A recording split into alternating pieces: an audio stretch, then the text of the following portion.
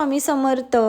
आम्हाला रेंटने रूम बघायची होती. जिथे आम्ही राहत होतो तिथे जवळच सोसायटीमध्ये भरपूर साऱ्या रूमा बघून झाल्या पण मला आवडली ती ही रूम.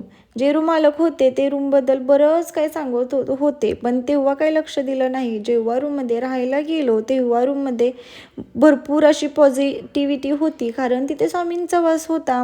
माझी जी जवळची मैत्रीण होती ती घरी आल्यानंतर मला म्हणाली, इथे स्वामींचं मंदिर होतं आणि दर गुरुवारी तर आरतीही केली जायची. तर आमचा योगायोगच म्हणायचा ना. जिथे आम्ही राहायला गेलो तिथे त्याचप्रमाणे आम्ही दर गुरुवार घरामध्ये पाळायलाही लागलो. आम्ही जिथे राहायला गेलो होतो तिथे स्वामींची मूर्ती होती, कारण त्यांचं जरासं रूमचं काम बाकी होतं.